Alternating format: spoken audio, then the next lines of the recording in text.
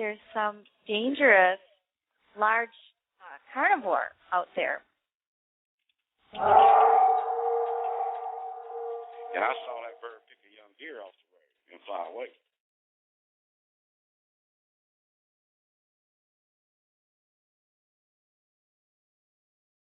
And it was just about getting dark, and we started panicking, running down this ridge, not really having any clue what was throwing rocks in our vicinity, good-sized rocks. And I stopped long enough to get a 357 out of my backpack and look back, and that's when I saw it. I saw one.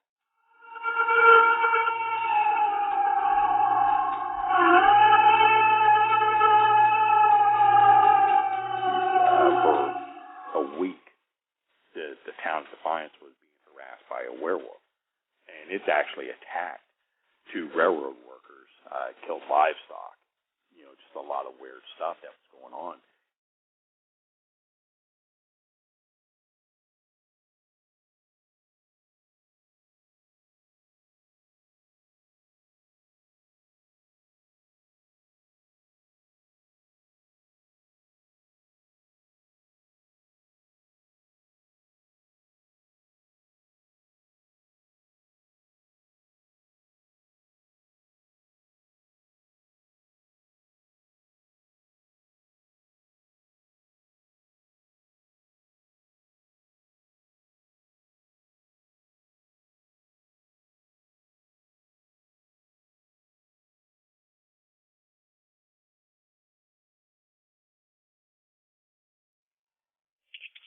Good Sunday evening, Monster Xers. This is Gunnar Monson, host of the Monster X radio program, along with my good friend Shane Hardcore Corson.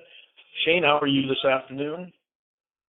Doing well, Gunnar. Doing well. Enjoying this nice, relaxing Pacific North coast or north, weather where we're getting some rain up here, and just enjoying the atmosphere on this Sunday evening.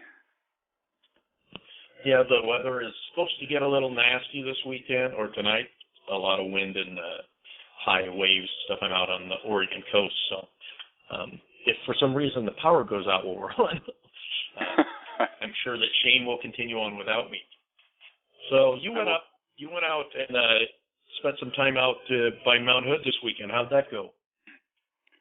I did. I went out with a good buddy and fellow Tillamook and Olympic Project member Larry Turner. Him and Hong as to go towards Mount Hood or the coast. Well, the coast tends to get a little bit more rain than does, say, Mount Hood. And looking at the weather charts and patterns, I thought it best to head up that way. And I hadn't been up there in a couple months anyway, so. And we luckily had a good window of dry weather, very cold weather.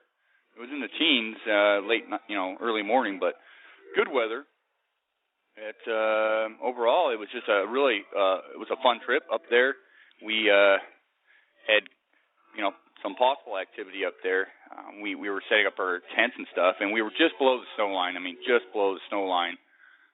And we were getting some weird, odd vocals coming, a little distance away. We were both hearing them, not jumping to conclusions, not what we do. And so we decided to set up some audio and stuff right away. And as the evening progressed, it was off and on, and we were just, we did a little hiking around, looked around, surveying and whatnot. And it wasn't until, I guess, we called it early night, say around, I think we went to bed between like 10:30 and 11. Kind of early night for us, but we were both beat from the week, both tired. And unfortunately for me, I didn't hear a whole lot. I woke up to some sort of vocal of some sort from something, and I couldn't tell you what it was. But Larry had heard a lot of stuff going on, and he described it the next morning. He said there were some good knocks, some very primate-like sounds coming from around us, not necessarily right on top of us, but in the general vicinity. And that area up there is known for some of these things, but specifically the knocks and the rock clanking and stuff like that. And we did do some stuff up there to, because I wanted to entice something in. We had seen a nice buck up in this area, and some deer and stuff, and so I wanted to kind of entice something in, and I a lot of times act like a real loud, happy go get 'em camper. I don't necessarily do Bigfoot vocals. I do just human vocals, entice something in.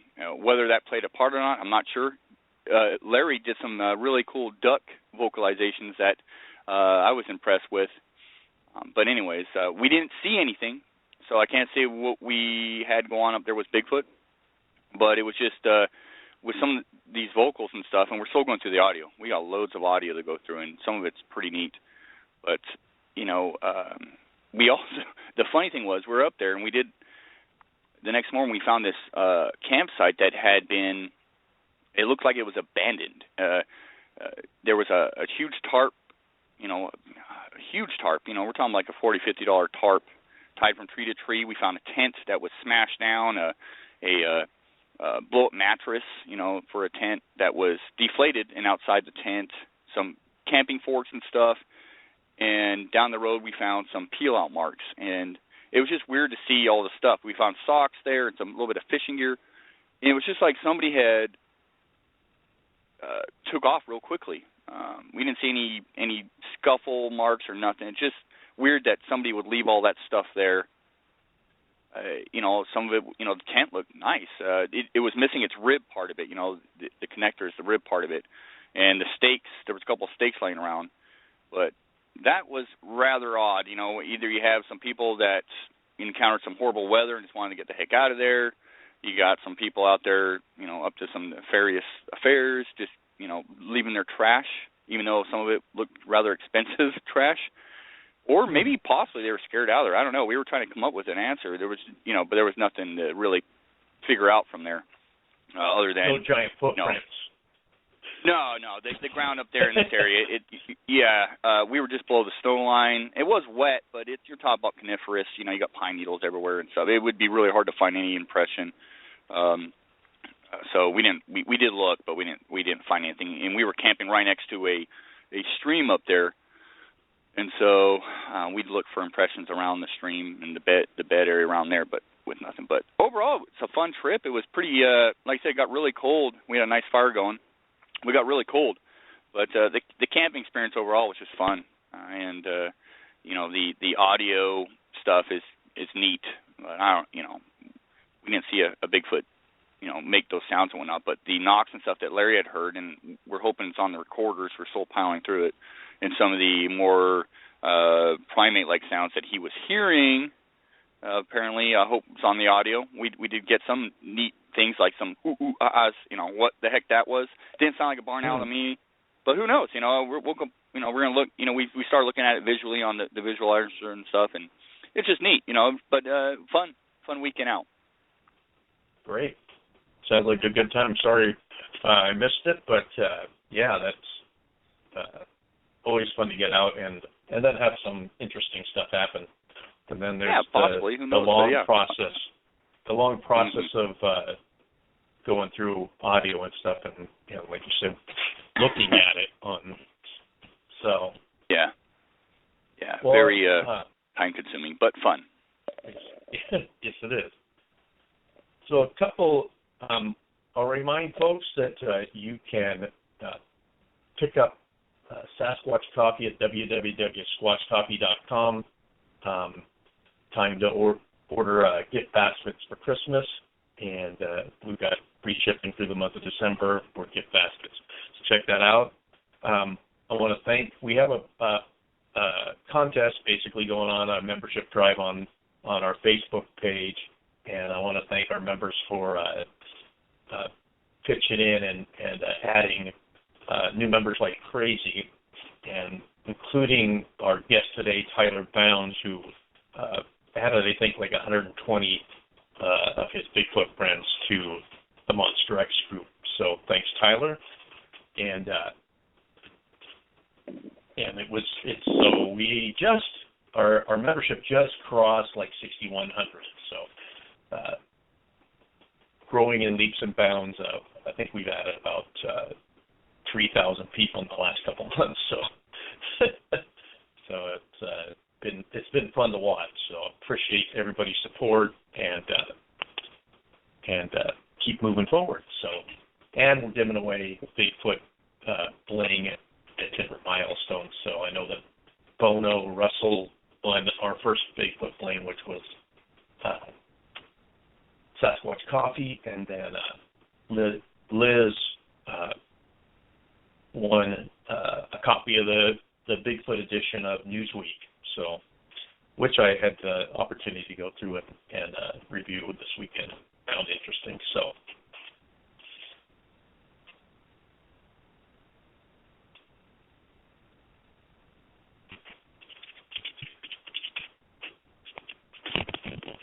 Shane, are you still there?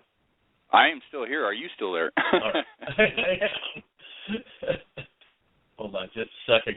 I'm going to bring our guest on. I just need to determine which number is Tyler's.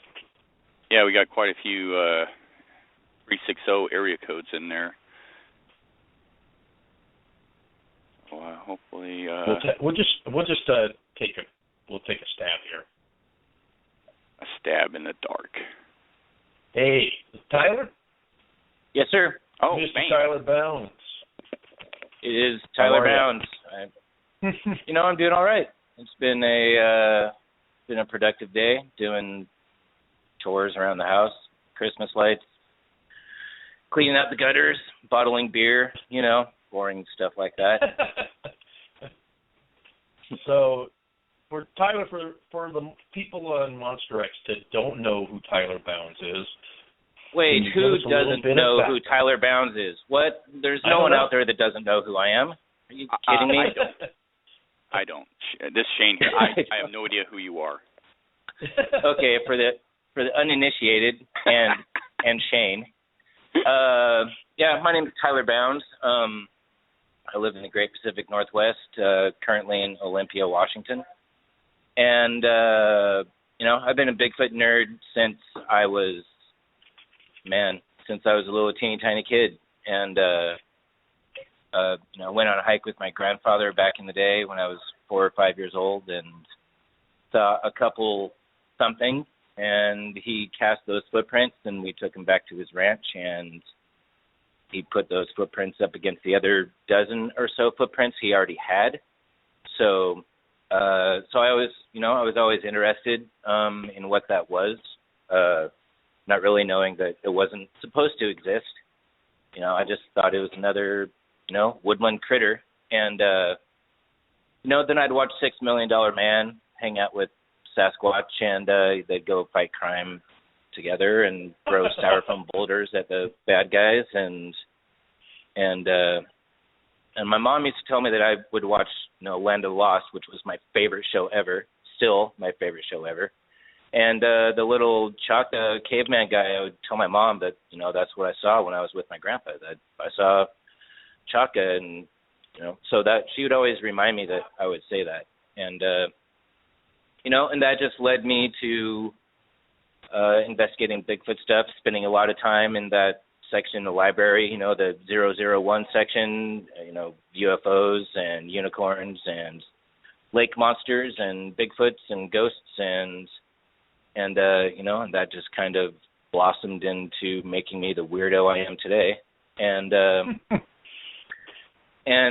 it continued that way until 2008, I believe, or maybe it was 2007, and I went on a BFRO expedition, which is the Bigfoot Field Researchers Organization.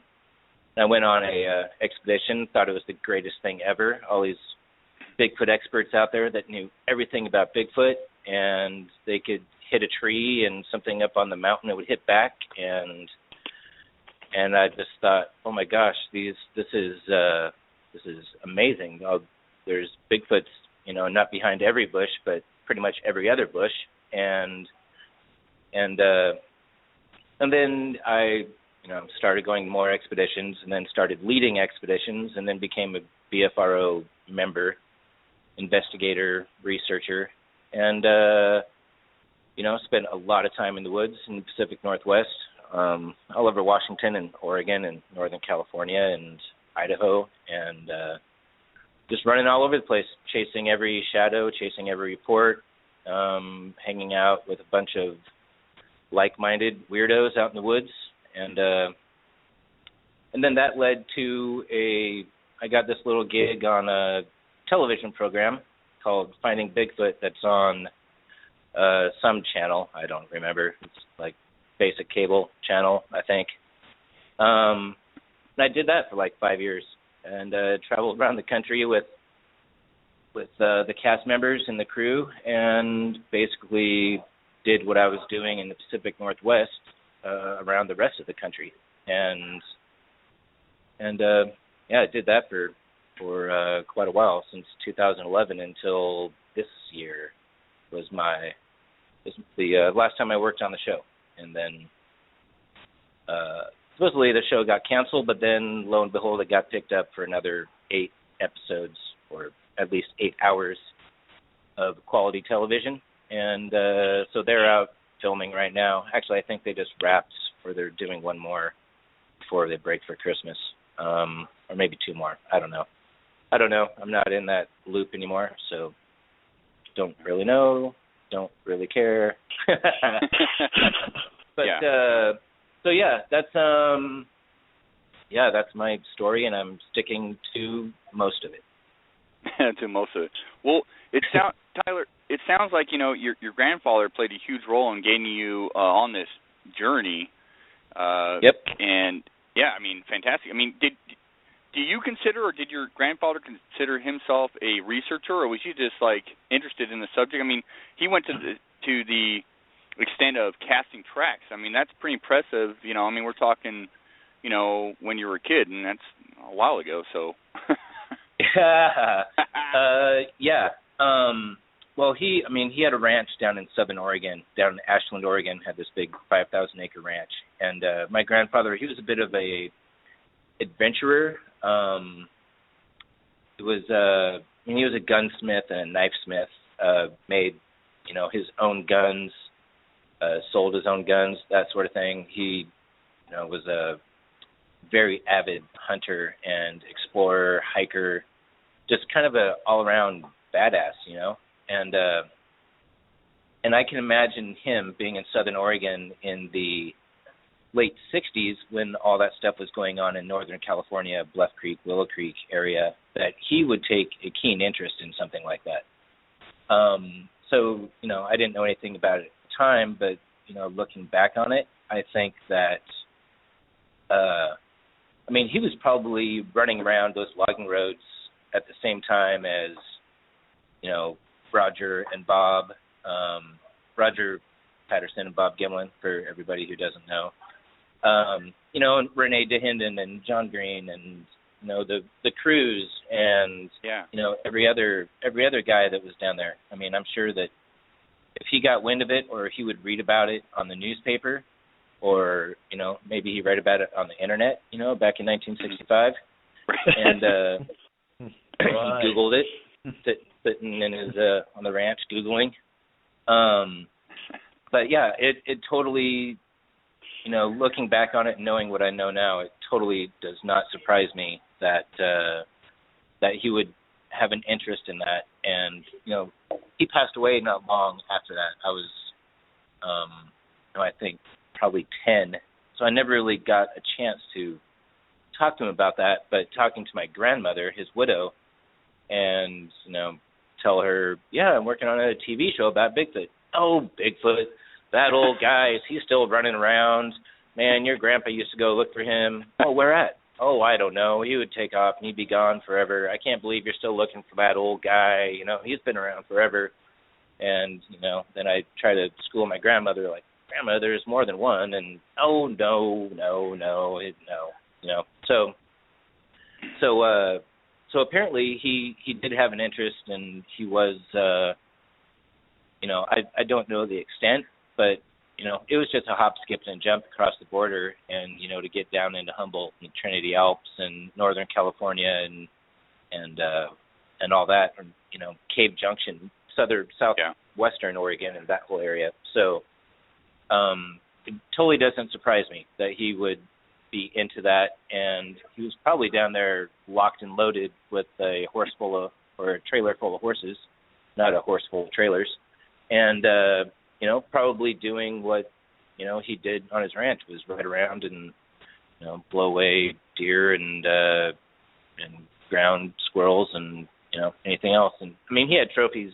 He hunted bear, hunted elk, hunted deer, hunted cougars, and he's that's where my definitely my love of venison, even though I'm a vegetarian these days. But man, some good venison, and I pretty much repeal my vegetarian license for one meal and deal with the gastrointestinal aftermath later. But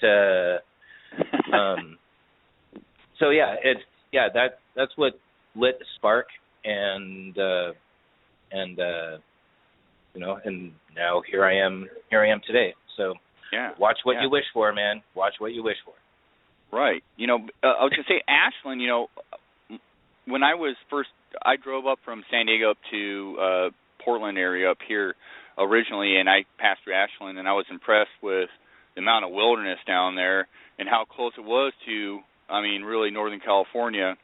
But your grandfather, how many people like this, the original folk out there that were doing stuff like this that you'll never hear about. I mean, had I not bumped into you, Tyler, and know you, I never would have probably heard about your grandfather's, history and story and stuff. And then I believe there's a lot more out there like that just took up an interest. But, we're in this day and age, you got Facebook and all this online stuff and social media. Back then you didn't have anything, and so it really was just an interest of oneself to do this, and that to me is just killer. And what a killer, way to go to get interested in the subject for you was to, witness your grandfather doing this stuff and taking an interest in it. Yeah, absolutely. And it was complete luck of the draw. I mean, we went down there for a family reunion, and he was a Boy Scout leader. He was my dad's Boy Scout leader. My dad was my Boy Scout leader. It was kind of a family thing, and but this was way before I was in Scouts or anything. But we went down there, and he was double booked. Had to go on a hike somewhere. I don't even know where it was. I don't know if it was Northern California. I don't know if it was like around Cave Junction, Grants Pass, Crater Lake. Like I said, I was 4, maybe 5 years old when I did this. Just teeny tiny little kid. And had my parents not been like, Tyler, why don't you go with him? And okay, I want to go hang out with the Big Scouts. Yeah, cool. And had that not happened, then who knows? I mean, that's just one of those kind of life-changing, those forks. And I could have gone any other direction, and I could totally be, I'm a concert pianist right now. Who knows? I have no idea. But that's but it is interesting that how many other outdoorsmen, loggers, hunters, back in that time, heard about those reports, read about the stuff in the newspaper, and decided, hey, I'm going to go look for this. I can find it. If these dumb loggers aren't going to find it, these dumb cowboys aren't going to find it, I'm going to go find it. And it probably happened hundreds of times. People just self-styled adventurers, big game hunters. I'm going to go get rich. I'm going to go blow away this monkey, and to some extent, it's kind of still the same today. Just there's, I guess, probably more of us and less guns, hopefully. But it's just kind of the different generation and more information, and And had it just been that one, that old man, had it just, would have just been gone forever, and then what would we all be doing? There'd be no Monster X, there'd be no Finding Bigfoot, there'd be no. It's weird how things turn out. Yeah, no, it's crazy strange. You also mentioned, Tyler, and I know the backstory on this, but for those listening, they're going to ask. Your grandfather took these casts.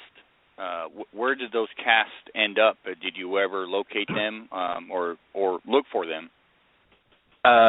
When my grandfather passed away, we went down to Southern Oregon and back to Ashland and got basically loading up some family things. My dad wanted some certain guns. He wanted he wanted his dad's guns. The guns that he made for himself, not the ones that he sold. There were hundreds and hundreds of guns in that basement, but my dad wanted like a certain 4 or 5 guns. Some other things, and all I could think about all the way down there was, I want those Bigfoot casts. I want those Bigfoot. So I remembered seeing them. I remembered afterwards seeing them, and I'd be running around the ranch, sticking my hand down every gopher hole trying to find a rattlesnake, which wasn't too bright, but apparently I did get lucky a couple times. Lucky as in not getting bit, and lucky as in, Daddy, look what I have, and fully live rattlesnake in my hand, and so I guess that was my thing back in the day. But when I went back down there, they weren't there. I looked all over the place. I asked my grandmother, and she's like, "Oh, they're out there somewhere. They're where they always have been." I'm like, "No, they aren't." And I've been, all over. I looked all over that place, and even I was just down there last August for, unfortunately, my grandmother's funeral, and I went back out to the ranch, and all the outbuildings are gone. The old ranch house is gone. It's all, it all got torn down and razed, and but I was still, I would find like little bits of metal here and there, and like old bits of, pieces of whatever. And I'm like, man, if I could just find some chunks of plaster, and maybe I could get enough, and with enough super glue, put something back together. And even 30 something years later, I'm still down there. Like, man, maybe I'll just get lucky, one last time out of the ranch, and but no luck. But I've definitely kicked myself many times for not taking the opportunity, and I guess, either asking my grandfather when he was still alive, or asking my grandmother, like, hey, can, those casts, can I have them? Because not really recognizing the importance of them at the time. Like, are they super rare, or does everybody have a dozen Bigfoot footprint casts, sitting around their house? I have no idea. And but even, Cliff from the TV show, and I have lamented several times. He's like, man, if you just had those footprint casts, that would, that's a dozen more to add to the database and to the collection, and known footprints, and even if we didn't know where they came from, when they were cast, it still adds knowledge. So I've been pretty sad about not picking those up when I had the chance, but. Yeah. The search for those casts sounds much like the search for Bigfoot in general, where people have an initial sighting and they yearn for another one but can't get one. Your search for these casts sounds so similar. Yeah, exactly. Or any other piece of evidence, like, I have some hair. Oh, where's it at? Well, it's an envelope around here somewhere. I'll let you know when I find it. Like, oh, really? Okay. I drove an hour to get here, but hey, that's all right. Whatever. Right. And you've done a lot of traveling, obviously. I think your nickname is called the Wild Man. But Tyler, aka Wild Man Bounds, for obvious reasons. You're a hiking fool, and you've done some really cool stuff and traveled all around the country. And being involved with the show Finding Bigfoot has really sent you all over the place, and you've met a lot of interesting people. Yeah. What are you know, with the show Finding Bigfoot? You know, how exactly did you get involved with that? I know you spoke a little bit about it, but what was your experience there, and how did you get involved with it exactly? I got involved with it because a couple of years before the show happened, I was part of a group that was picked to take a gentleman out into the woods for a few days for a different TV show. His name was Bob Saget. He's some comedian or actor or something. I think I've heard of we him. went out in the woods with him for a few days, and the production company that was working with him is the same production company that finally picked up Finding Bigfoot. So that first season, we had some of the same camera guys, same producers that were there when we were filming with Bob out on the Olympic Peninsula in Washington. And, you know, Cliff was there, Bobo was there, Matt Moneymaker, Derek Randalls, you know, and several other, Paul Graves, Tom Yamarone, you know, all the usual suspects. And I got invited, myself and Matt Pruitt and a few other people, and you know, I didn't make it onto TV. I did some stuff, and they edited me out. And at the time, I was like, man, how dare they? But you know, now, years later, it's like, man, there's so much stuff that gets cut out. You know, now that I know kind of the ins and outs of the TV biz, it's, you know, I don't really care.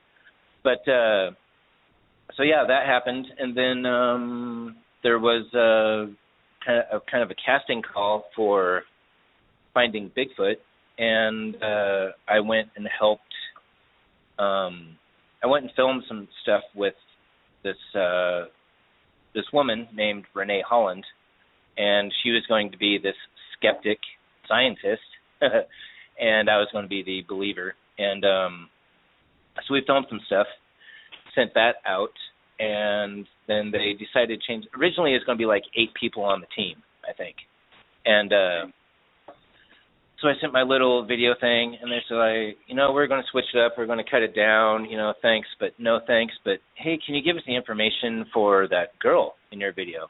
And I'm like, yeah. And then Matt Moneymaker had met her before, and he was pushing for her. He's like, oh, yeah, she's a field biologist. She'd be a great addition to the show. She'd be, you know, make a great punching bag for 3 guys to gang up on every episode. And so that's, you know, lo and behold, you know, Renee got on the show, and I didn't, not in that way. And thank goodness, kind of. You know, it's amazing that they get to do. We all get to do what we got to do on that show, but seeing the headaches and the trials and tribulations they have to go through and kind of be the puppets. Sometimes I'm just like, man, I'm so glad I didn't get this gig. So glad. You know, the money they make is nice, and that would be nice. But at the same time, you know, I got to do pretty much the same things that they got to do without having to be on the beck and call of you know, their Hollywood masters. So it all worked out for the best, or worked out just fine. You know, I'm happy. I got to travel and adventure and explore and experience, and so yeah, that's how.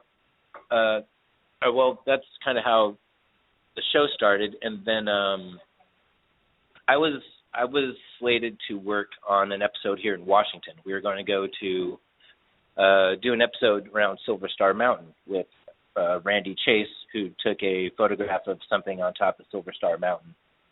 And you guys know Randy, and probably a lot of other. Randy's probably listening right now. Hey, Randy. And but Randy. then I ended up kind of through a weird set of circumstances. I ended up in Georgia the same time that they were filming, I think, the second episode. You know, in a linear line, the second episode. they had gone to, yeah, exactly. I think they had filmed in North Carolina or South Carolina. So this was basically, the Georgia episode was the second episode that was filmed, not aired on TV because, everything's filmed out of order. But so I ended up there, and I just happened, I went to go visit my buddy Matt Pruitt. He was working on that episode. And then I got involved, and, hey, can I just hang out, when you guys are filming? And they're like, who is this guy? He's supposed to be on the Washington episode. Why is he in Georgia? What is he doing here? And I don't quite understand, but okay, yeah. So I would go tag along if they go film. I'd run around the woods, do my thing, and at one point in time, I found they were investigating some footprints that a duck hunter found. And there was photographs, but by the time they got there, they had been ran over by motorcycles and horses and people and what have you. But, I was running around doing my thing, running through the woods and staying out of the camera and just, and I found two footprints that were the same size as the footprints that were in the photographs as per Cliff's investigation. He figured out, here's this same rock. This rock is this big by, using science and math, and, I can figure out how big this footprint is, and, and they're this far apart. And I found two footprints off to the side a little bit further down the hill that were the same size and that were the same distance apart. So, it was a crazy thing. We had to totally change the whole episode, which the producers were kind of pissed about. Like, no, we have Bobo slated to go eat, 5 bratwursts in an hour. We don't have time. We can't. We're like, no, we have to. I mean, Cliff was adamant, like, no, we have to cast these footprints. These are footprints. This is why we're out here. And they're like, fine, whatever, we'll scratch the bratwurst eating contest, I guess, if we really have to look for Bigfoot stuff. And Cliff and I, everybody else left, and Cliff and I camped up there on that hillside until, for hours. It was way past dark.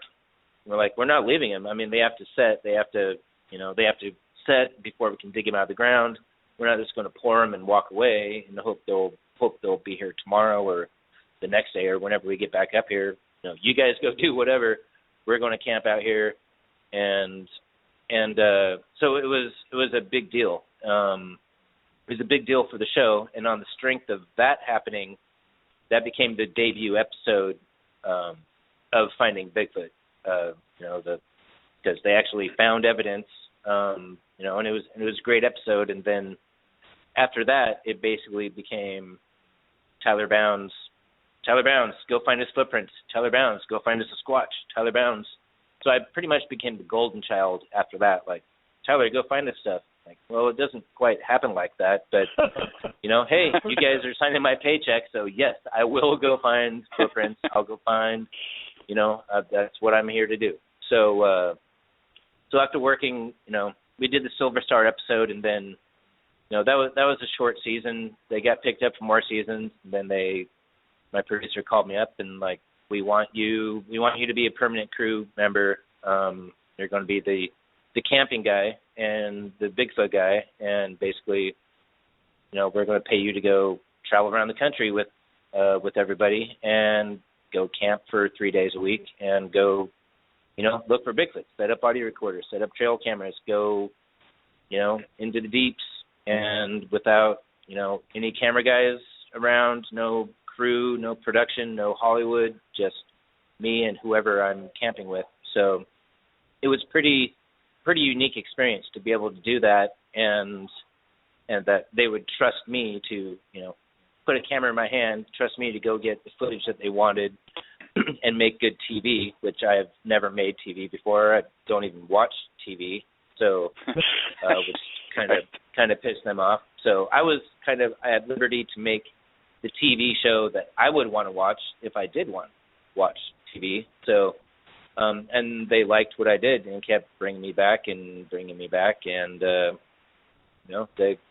here's a camera, here's your stuff, here's a car, here's the cast member you're going to camp with, go, see you in 3 days. And so it was a pretty awesome experience, pretty awesome opportunity, and basically the best job in the universe. Yeah. You know, I mean, your role, I guess, was labeled, outdoor technician. But Tyler, I've been involved with a couple of the Finding Bigfoot shows, and I've seen you at work and what you do, and you did frickin' everything. I mean, you were all over the place. Trying to pin you down or find you sometimes was impossible. You did everything, a little bit of everything, a lot of the technical stuff, no doubt.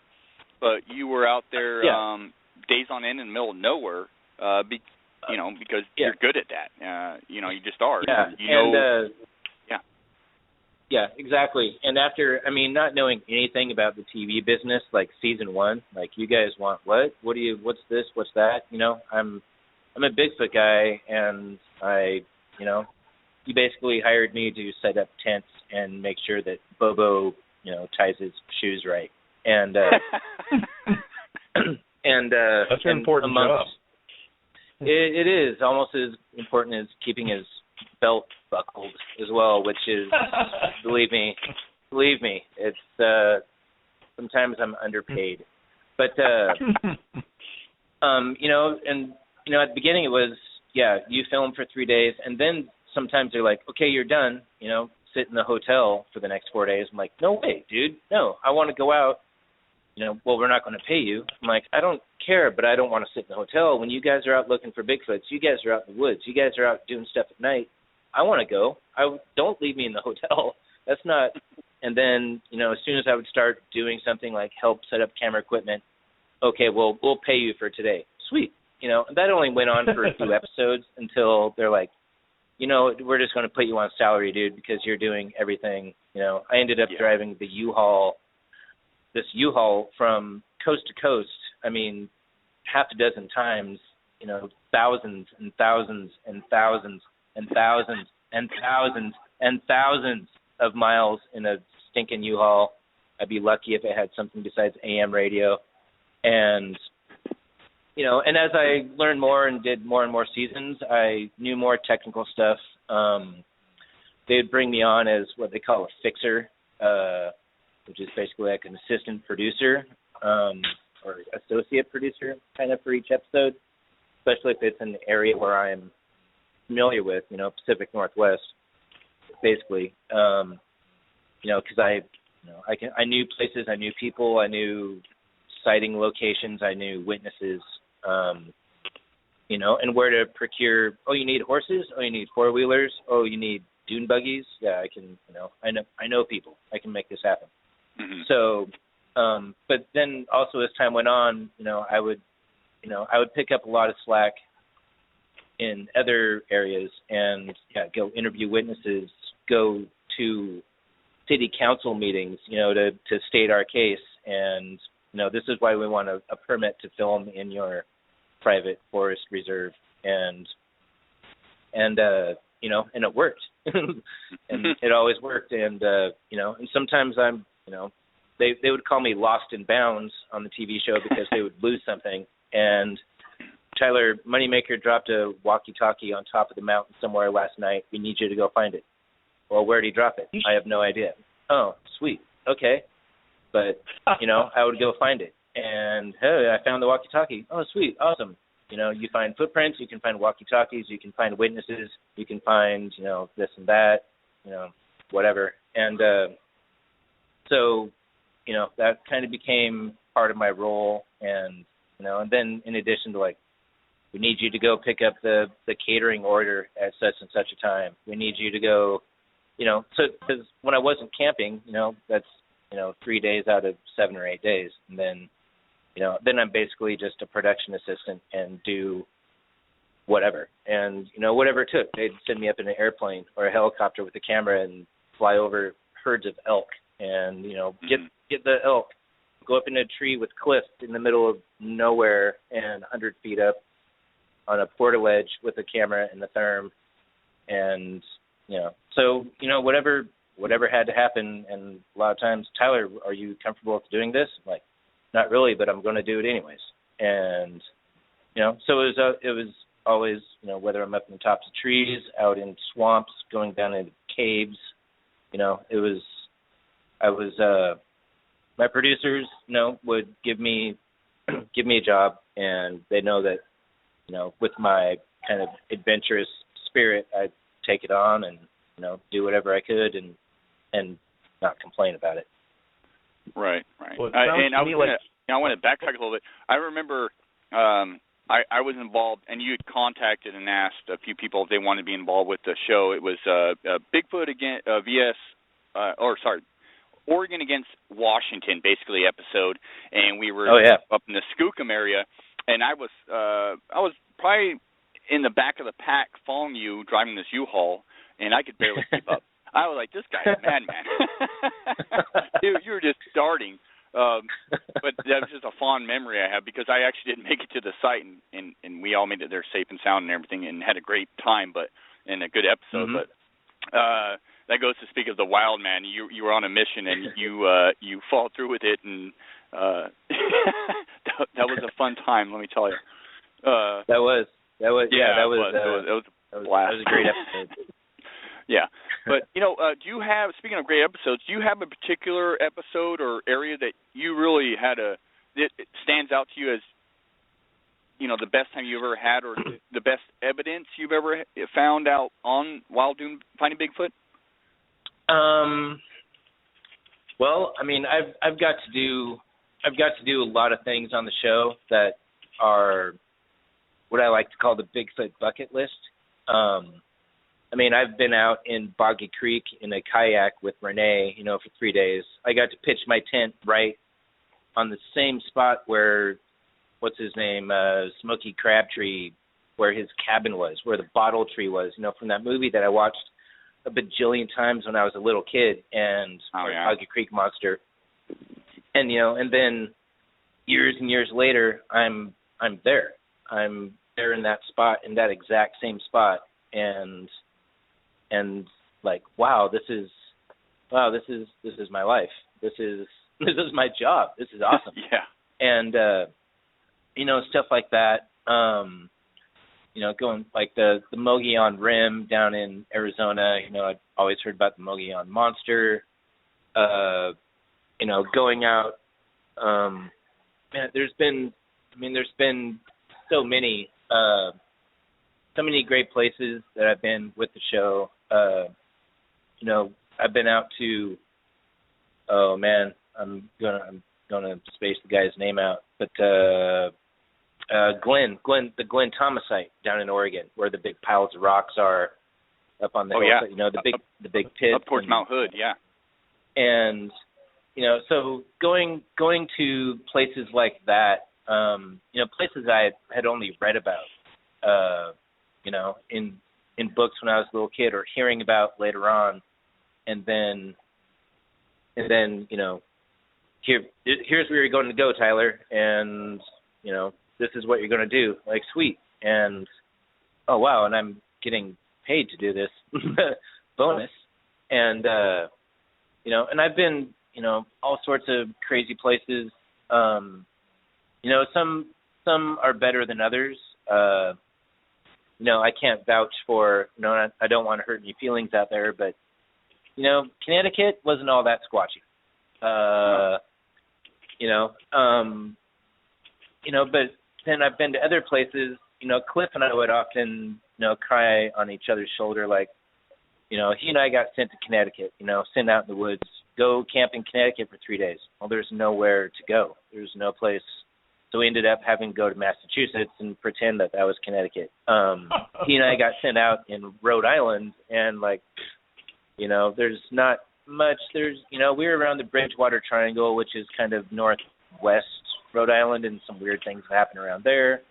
But, you're still kind of limited space. And, and then other times I'd be, sent in the Sierras with Moneymaker and Matt Moneymaker, and and all he wants to do is kind of hang out in the tent and smoke cigarettes, and like, dude, we should go somewhere. Yeah, no, I don't. There's no squatches here. I don't feel it. And like, what? No. So, but and other times, Cliff and I, we got sent into the Pine Barrens of New Jersey, and we're both like, man, you always, we always get the short end of the stick. We get sent to these crappy places. And I'll tell you what, the Pine Barrens, New Jersey, was probably the most wild, crazy, life-filled. I mean, there was so much stuff everywhere. There was so much.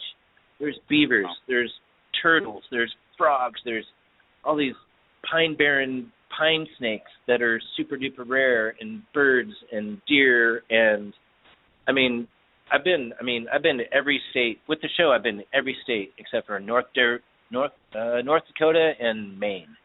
And not Hawaii. You know. Did you find any we have not been to Hawaii yet, but I'm sure Bobo probably has a pig roast luau planned for that episode. I've been to not always with the show. I mean, I've been to Alaska, but not with the show, and I've been to Nebraska, but not with the show, and, just passing through or driving to U-Haul or whatever. But, I've been to, Montana. I've been to California, Louisiana. I've been crazy. I mean, places where you think, wild and deep woods and, You've been everywhere, remote areas. I've been everywhere, and New Jersey was off the hook. It was crazy. And, and this is just one little area, and then it's kind of a reminder, like, there is, even where you think it's going to be kind of urban, it's not that far from the city center. We went up in the top of Fire Tower, and we could see all the way from Atlantic City to the south to the lights of New York to the north,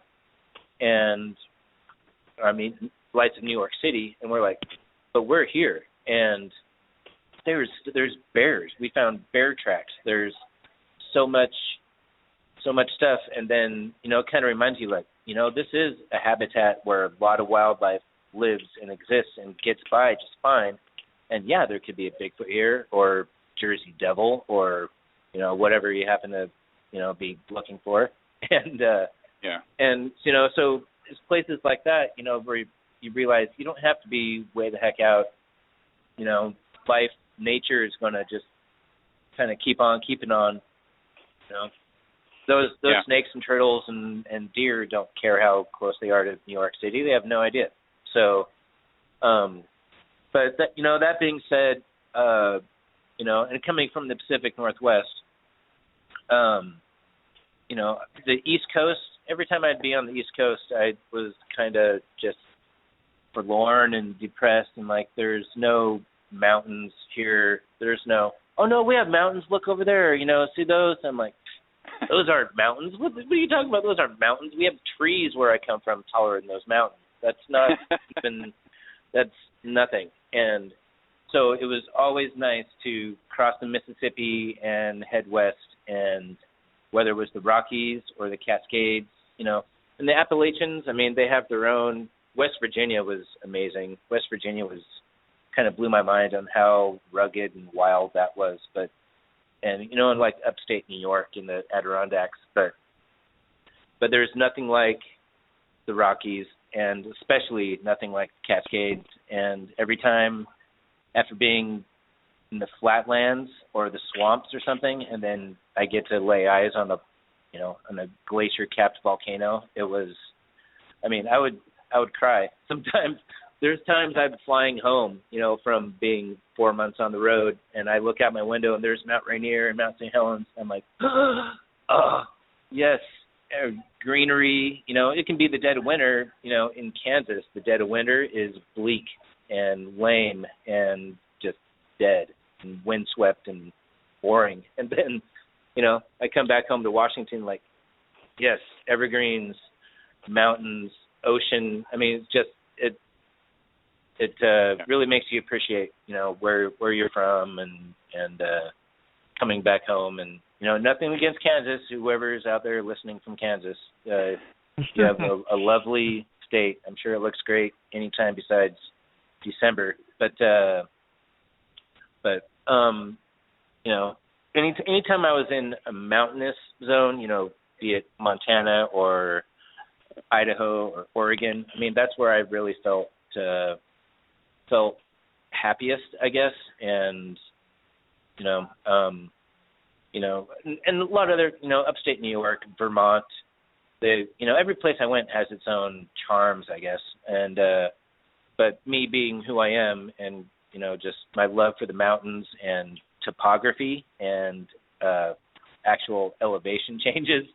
So it was nice to. It's always nice to be back in the West and you know, and in the woods and the mountains and, you know, I guess home. So I've been all sorts of places. It was really cool, but you know, my heart is still in the Pacific Northwest. So it was always nice to come home. So Tyler, what was the most compelling evidence that you found while being part of the crew of finding Bigfoot? Well, there was the footprints, like I was saying before, that I found in Georgia, and Meldrum looked at those, and he was not impressed. He actually said that they were a bear, and Cliff and I both looked at them and were like, those, I don't think it's a bear, because there is a weird feature on the heel, I guess, could be a double, it could be a double imprint, but I don't think so, because each footprint was exactly the same length. They're the same stride. We have the other photos that don't look like bear footprints, and Cliff kind of demurs. He's like, Meldrum is the footprint expert, and I'm like, yeah, but you saw the footprints. I saw the footprints. We've both seen bear footprints. We've both seen human footprints, and he's like, yeah, but Meldrum. I'm like, well, yeah, Meldrum. Okay, he has a PhD. Big deal. Who cares? Who cares about his PhD? But I mean that, and he's. I guess Cliff has talked to him about it since then, and now Meldrum is a little more on the fence. Jeff Meldrum, for everybody who's out there who's listening and doesn't know what I'm talking about. But there was that. We found interesting imprints, in the snow, but nothing verified. We've heard crazy things in the woods, had trees pushed over at kind of suspicious times. Somebody puts out a vocalization, a few seconds later, a tree falls, like, whoa, wow, then we'll wait, and somebody does another call, and then another tree falls, and it's like, okay, that's interesting, but, as far as evidence, I mean, we've plucked hairs off of telephone poles that were 10 feet off the ground, and apparently those got lost somewhere. Animal Planet said that they got lost en route to the laboratory or something like that. But, you see something like that, like, well, how does hair get, 10 feet up on a telephone pole? And this is where a witness saw, it was scratching its back, because these telephone poles have like chicken wire stuff wrapped around the bottoms of them for some reason. I'm not sure why. Maybe to keep. I have no idea. But some witnesses saw a Bigfoot scratching its back basically on this or not a telephone pole, but like a power pole. And Bobo and I went out there and checked it out, and I actually had to sit on Bobo's shoulders to be able to reach high enough. Thank goodness there wasn't a camera running then. To be able to grab those hairs and pluck them and put them in a sack and get them back to the home base and whatnot. But as far as evidence,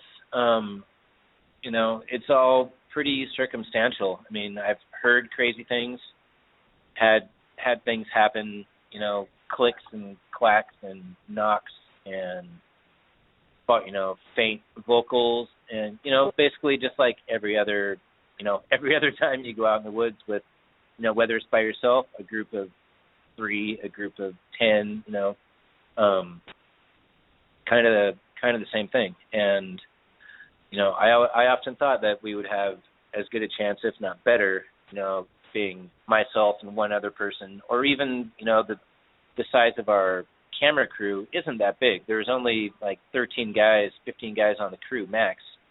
And when we go out in the woods at night, there's we break up into 2 teams, each, 2 cast members, and then there's 3 or 4 people max with them, and we're dark and we're quiet. It's not a bunch of lights. We do everything in the dark.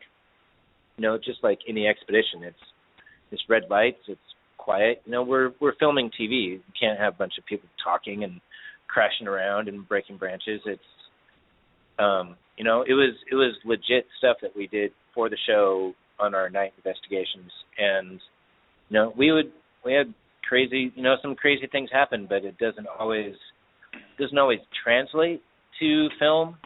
We all hear something and did you get it? I don't think the camera got it. This camera isn't set up for that kind of audio.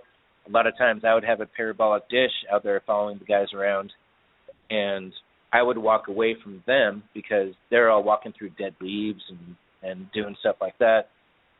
And it's really, really annoying to have a parabolic and all you can hear is crunch, crunch, crunch, crunch, crunch for hours on end. So I would go away from, the main group, and, more often than not, I would be somewhere else pointed in a different direction and then come back or get a call on the walkie-talkie like, Tyler, did you hear that? No, which way? To the northeast. Oh, no, I was listening to the southwest. Yeah. I didn't, it's inevitable. Right. Did you push did you put batteries in the audio recorder? Of course. And, oh, no, they're dead. Did you push the button? Of course. Oh, I guess I didn't push that button.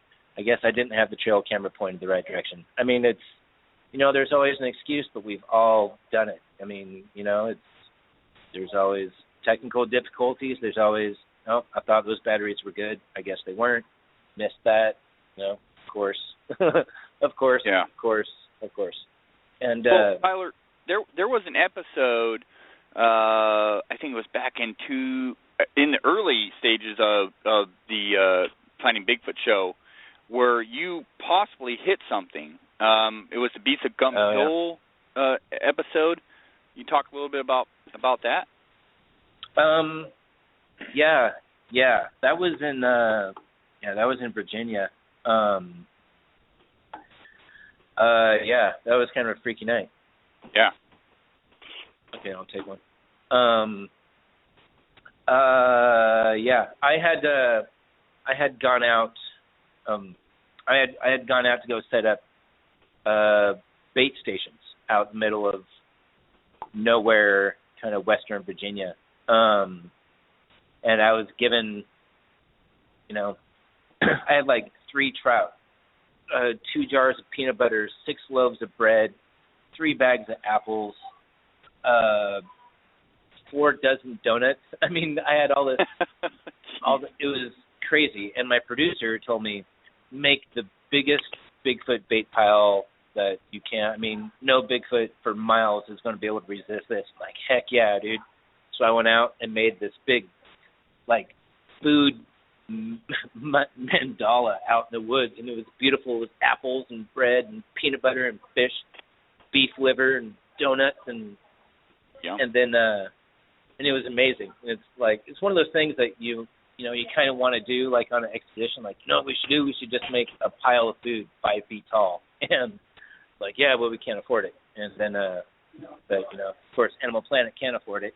So I went out and I put all this powder, this tracking powder that they use forensically, and then you shine a black light on it and you can see footprints, and the whole deal was Bigfoot's going to come, it's going to take a bunch of this food, can't help but get the powder on his hands and his feet, it's going to walk away and we're going to follow it, with these black light flashlights. And I was so proud of myself, and I took hours and made it beautiful and perfect and amazing. And I came back and did you do it? I'm like, yeah, dude, look at these pictures. And then one of the other producers looked at it and was like, no.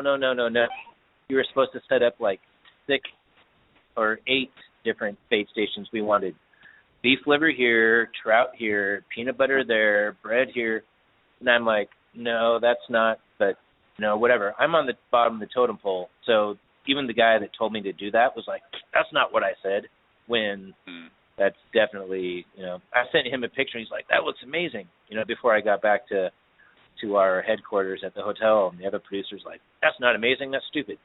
And so basically, I had to go back out to the woods and go do all this all over again, and go buy $200 more worth of food and go back in the woods, this time at night, because now it's dark, because I wasted daylight hours making my big, apparently just a wasted art installation out in the middle of nowhere.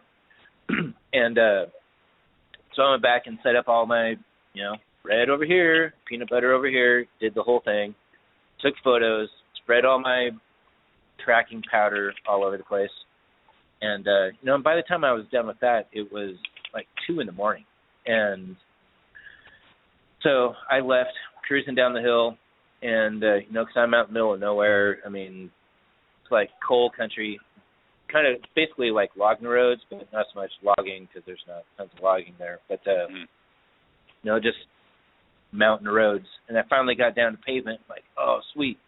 I can finally, drive faster than 25 miles an hour. And it was dark. It was super foggy. And I pulled off this dirt road on the pavement, and I was setting the cruise control on the steering wheel of the rental car I had and, pushing the button, like watching the little speedometer go up from, 40, 42, 44. I'm like, woohoo! Yay, I'm finally get to go back to the hotel. And I looked up, and right then there was something on the center line in the fog, just there, just big there. And I mean, it was 8 feet in front of me, if that, 6 feet in front of me. And I macked it. There was nothing else. I didn't have any time. And it hit the front of the car. It bashed in my rear view mirror on the driver's side, and then something smacked the top of the car I was driving in. It was like a Dodge minivan. I forget what they're called, but some sort of minivan thing. And I freaked out because it was a big something. I thought it was a person. I totally thought it was a person standing in the middle of the road at 2:30 in the morning, out in the middle of nowhere. And, I wasn't even thinking Bigfoot. I immediately slammed on my brakes, looked in my, because my brake lights illuminate kind of the fog behind me. And I didn't see anything behind me, immediately turned around. There was nothing in the road. Immediately turned around again and got out, and I started, like, yelling. I was up on the guardrail on the side of the road yelling, like, sorry, mister. Because I still thought, I probably just hit some drunken moonshiner out in the middle of nowhere in Virginia. And I was really freaked out. I mean, I was crying. I was like, Please come out, dude. I'll help you. I'll totally help you. And I didn't know what to do. I'm like, God, I hurt somebody, if not killed somebody. And, and after kind of the, several minutes of that kind of shock, then it's like, wait a minute. Wait a minute. Where am I? And then it's like, no. What are the chances that a Bigfooter working on a Bigfoot show who's out setting up Bigfoot bait stations in a Bigfooty area where there's been a bunch of sightings is going to hit a Bigfoot with his Bigfoot car on his way back to Bigfoot headquarters? And, it's just one of those. I wouldn't want to do the percentages for that, but right. I'm right. Thinking it's on the high side, but right, exactly, yeah. So, yeah, there's kind of that the part of me that doesn't want to admit, like, no, that's not what happened. It's more likely that I hit, it's 2:30 in the morning in western coal country of Virginia. Yeah, of course it's, some drunken hillbilly out in the, and if you're listening from Virginia, I don't mean anything bad by drunken hillbilly. It's a term of endearment. But,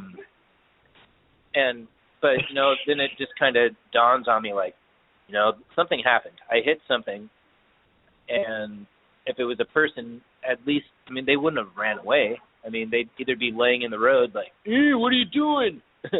or they'd be, you know, not very far away, hobbling on their busted up leg, like, ugh, right, instead of, you know, nothing.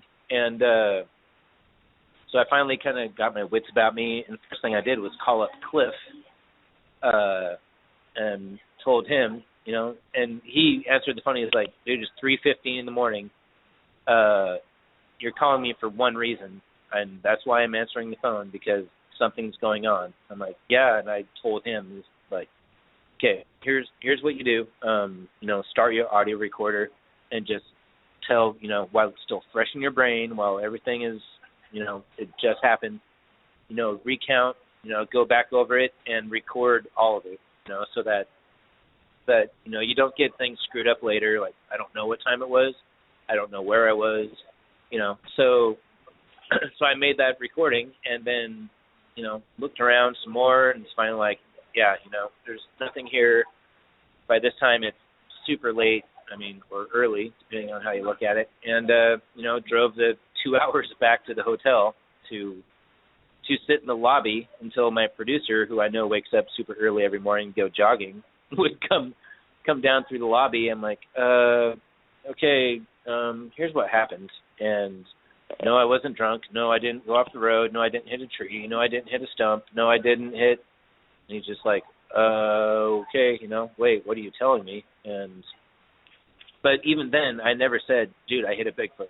You know, it was never, I mean, there's definitely that possibility, but I never said, you know, like they say oftentimes on the show, oh, that was definitely a Squatch. Right. You know, it was, and so he came out, looked at the car, like, well, thank goodness we're fully insured. And then I routed Cliff, and then we got the rest of the cast to come down and got some cameras ready, and we were going to swab it for DNA. And, you know, because there were smears. There's smears on the front, definite smears on the mirror. And one of the cast members, and I'm not going to say her name, the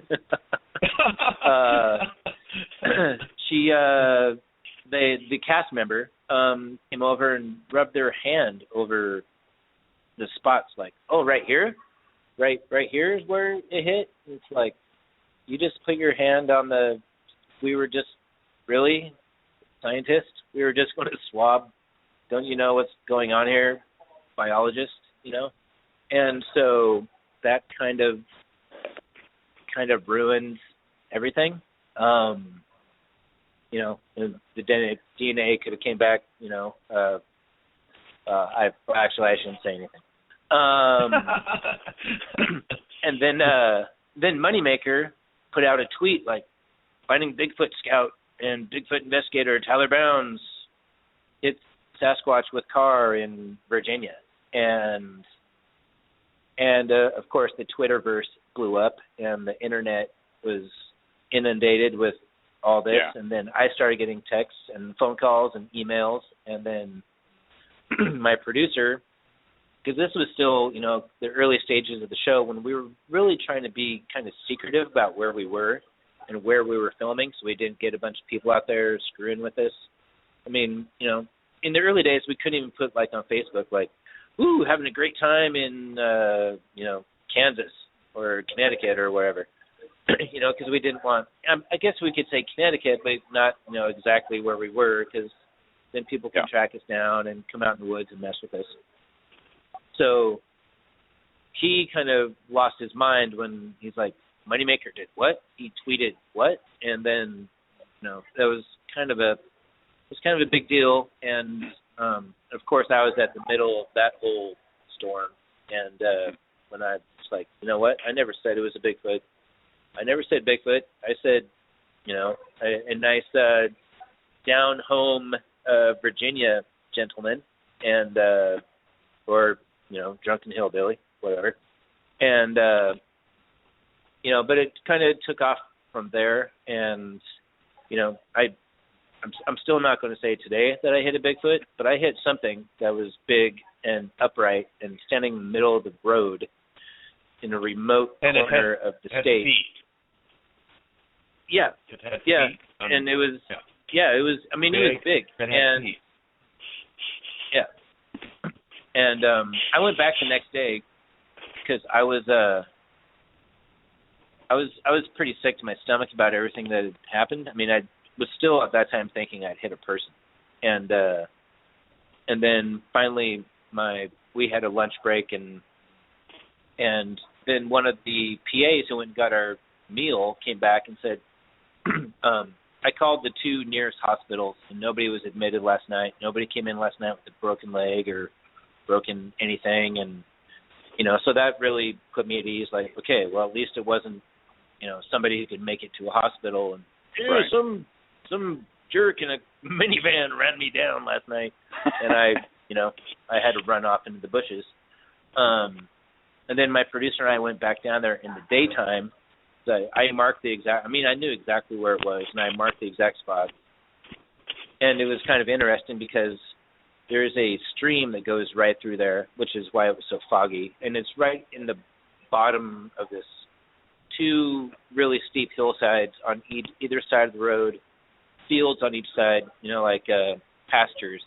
And when we got down there, there was probably a dozen deer, spread out on each side of the road through these pastures, with this, nice, big, wide, not really a river, but, good-sized stream going through there.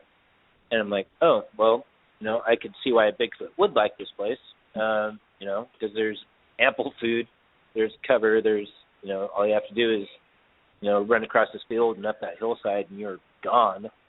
And, but, I belly crawled through a bunch of briars and going down little rabbit tunnels and just looking for, in case something ran off the road and holed up in there. And, I mean, I got all scratched up. I got all dirty. I was, spent my entire, meal time, my lunch hour, going down there. And I'm like, there's nothing. I'm confident that there's nothing in these bushes, whatever was in here. I mean, I was looking for hair, so to this day, I have no idea what it was. It could have been a Bigfoot, I guess, but I'm not going to go on the record as saying that, but I definitely had something, and it was definitely big enough to really screw up the car I was driving. And Well, Tyler, there's a lot of questions in the chat room and whatnot. I've been sent a lot of questions, but what I guess I have to ask you first. What are your thoughts on Bigfoot in general? Does Bigfoot exist, in your opinion, and do you have any opinion as to what it is? In general, yes, I do. I do believe that there's something out there. I've seen strange things. I've seen, back in, wasn't too long ago that I would say, yeah, I definitely saw something, and it was a Bigfoot. I heard something, and it was a Bigfoot. I found these imprints. They're way too far apart to be anything, way up on a mountain in the snow, and these footprints are, they're 1.5 feet deep and 6 feet apart in the snow. It's definitely a Bigfoot. But after being, I've talked to a lot of people around the country. I've talked to hundreds and hundreds of witnesses, and a lot of time, I've learned that a lot of people, for one, don't really know what they're talking about when they're describing something out in the woods, And I've really pulled myself back from it was definitely a Bigfoot or it was definitely anything, because most of the stuff happens at night. It's in the dark. You hear something, you don't know what it is. You're straining. The night vision that you're using is on the fritz, is flashing and blinking. And, yeah, I saw something, but, it could be technical difficulties. Could it be my eyes being fried from, looking through night vision for hours at a time?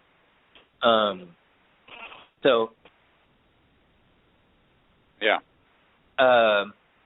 So I've really kind of pulled myself back from, saying definitely this, definitely that. That being said, I have, recorded audio. I've found footprints. I've seen things out in the woods that weren't people, they weren't bears, they weren't, it was upright, it was big, it looked at me, I looked at it, turned around, walked away, never saw it again. I've talked to people all over the country, and, a lot of the times, it's a misidentification, misinterpretation, but I've talked to other witnesses who break down in tears when they're recounting what happened to them. And when they say, I didn't want to see this, I didn't ask to see this, if I could go back in time, I would not want to see this. It gave me nightmares. It's ruined my life. I can't talk to anybody about it because of my job, because of my family, because of my beliefs, whatever. And so, there's definitely something out there that people have been seeing for millennia. Hundreds and hundreds, generations, Yeah. As to what it is, I've always been on the relict hominid side of things and not the interdimensional portal space being from the 29th dimension, whatever, that's going to read my mind and then vaporize into thin air. So I'm definitely on the flesh and blood side of things. But I'm thinking relict hominid. Gigantopithecus has been tossed out there a lot, but that's just because that's what we have from the fossil record. And right.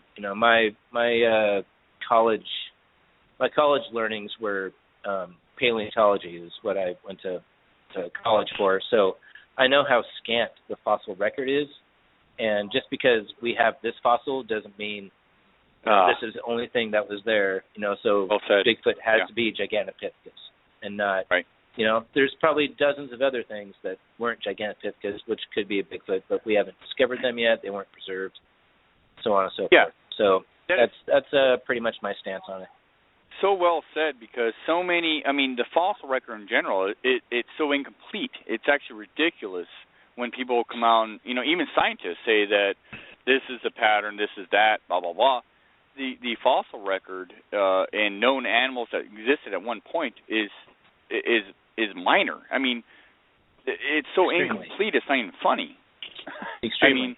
Just the chances for something to become fossilized is so remote. It has to be preserved, has to be buried immediately so it doesn't get molested by, scattered by scavengers, so on and so forth. It has to be like a perfect storm just to get that one skeleton or part of a skeleton.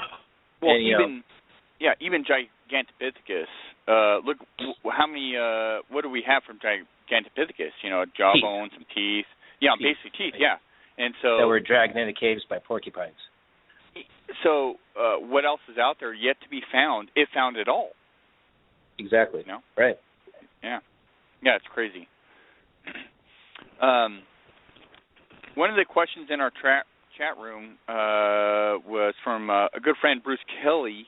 He wanted to know, with all your traveling and experiences in regards to, the Finding Bigfoot show, or just your travels in general, what are your thoughts on Bigfoot? Are you more convinced that it exists? Not necessarily. Because I was already fairly convinced before. Actually, I was way more convinced before, actually. And like I said, I've kind of reined myself back after. I've talked to a lot of people, and I wish Cliff and I both discussed this at length. I kind of wish that at the very beginning we would have kept track of witnesses and probability of what they saw being a Bigfoot, and so we could. It was a great opportunity to get like a percentile, to get data of. I've talked to people who. Yeah, I really think they saw something, experienced something. Then other people like, no, dude, that was an owl. That was a figment of their imagination. That was a shadow. That was a person. That was a hunter. Or just misinterpretations, or people, and as the show went on, then it's just, you can tell when somebody wants to be on television. Like they tell a story, and at the beginning it was all pretty innocent, and people really wanted to had something to say, and it got harder to kind of weed those people out as the show went on, and which was part of my job is go talk to this person, tell us what you think. Are they for real? And then, it got pretty easy to tell, no, they're full of it, or it was a coyote, or any number of things, or they just want their 5 minutes of fame, and I was on Finding Bigfoot, and so if anything, it's actually reined me in. Where, like I said, I'm more hesitant now to say anything. Prior to 2011, oh yeah, dude, I saw Bigfoot. I've seen a couple of them. I have audio recordings of Bigfoot, and now I don't even like saying that. Like, I recorded something. It's something I didn't see what was making. I didn't see what was making that noise, so I don't know what it was. And that's how you have to keep yourself. I mean, if you didn't see it happen, you didn't see the Bigfoot hitting the tree with that, chunk of wood that they apparently are always carrying around with them, since they can, pick up a nice solid chunk of wood in the dark in the middle of nowhere and find a nice tree to whack it on without it breaking. But you never see reports of, oh yeah, the Bigfoot was carrying this big lunker chunk of wood, nice piece of hickory, and sitting on this tree. Like, how do they even do that? So, if anything, it hasn't lessened my belief, but it's definitely lessened my I guess, trust in other people's knowledge, perceptions, and interpretations. Well, thank you, Tyler. We're running up against the clock. We definitely should do. I know. I do this every time. I never think I can fill up an hour, and then I blah blah blah, and it's like, oh, we're out of time. Like, man, I guess I did have something to talk about. I guess you did. Yeah. And we didn't even get to what you're doing now, which is Pacific NWEIRD. Yeah. Well, hey, there's always next weekend, guys. We can do a sequel. Please do, Tyler. You rock, man, and you're one of the honest guys out there, and the guys that when you have something to say, I listen to, and we need to have you back on like ASAP. Well, I can do that, and I mean, you guys are my friends. We've been out in the woods, done stuff in the woods. We've done things around the campfire that we won't speak of, and it's always a good time. Clarify that a little bit. well, I mean, good, wholesome thing. Well, no, not wholesome. Well, I'll have to think of a word. But everything was legal for the most part. All right. Well, we will. We'll definitely take you up on having you back on here shortly. And as always, a pleasure, my friend. And you can actually, if folks, if you want to check out what Tyler's doing now, he's doing a show on YouTube called Pacific NWEIRD, and there's a YouTube channel, and the link is on our Facebook page.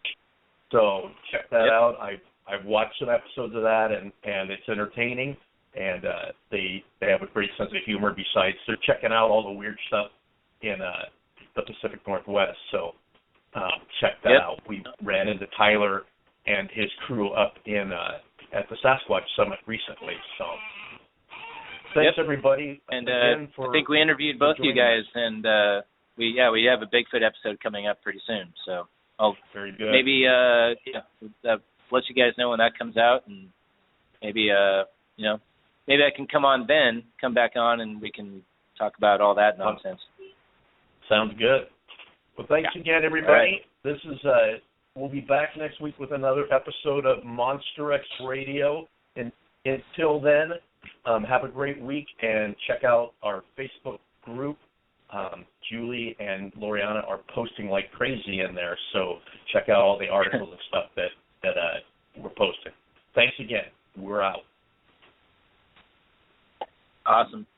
Thanks, guys. Thank you.